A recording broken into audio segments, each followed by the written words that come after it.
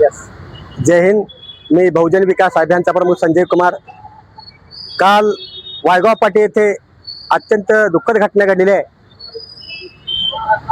नोकरीवर असलेले, सेवा बजावत असलेले होमगार्ड ज्ञानेश्वर केंद्रे यांचा अपघाती मृत्यू झालेला आहे. ते आपली सेवा बजावत असताना, अहमदपूरला जात असताना, कर्तव्यावर असताना त्यांचा अपघात झाला आहे. त्यांना 2 वर्षाचा चिमुकला बाळ आहे. त्यांच्यावर फार, त्याच्या कुटुंबावर फार डोंगर कोसळला दुःखाचा. म्हणून माझी पोलीस प्रशासनाला, पोलीस वरिष्ठ अधिकाऱ्यांना, शासनाला, आदरणीय गृहमंत्र्याला, मुख्यमंत्र्याला विनंती आहे की या कुटुंबाला किमान 50 लाखाची मदत, आर्थिक सहाय्य त्यांनी करावं. कारण सर्व्हिसवर मिळालेला आहे. होमगार्ड जरी असले तरी त्यांचं कुटुंबाचं उघड्यावर आहे. त्या कुटुंबाचा आयुष्य काय होणार? आज 2 वर्षाचा लहान मुलगा, त्याला भविष्यात कसं त्याचं जीवन जगणार? म्हणून या जीवन जगण्यासाठी त्याला शासनाने भरीव मदत करण्याची गरज आहे. ही घटना जरी दुःखद असली तरी दुःखातून त्यांना बाहेर करण्यासाठी त्या कुटुंबाला, त्याच्या पत्नीला, त्या छोट्याशा मुलाला पुढचं जीवन जगण्यासाठी शासनाने मदत करावी, ही बहुजन विकास अभियानची मागणी आहे.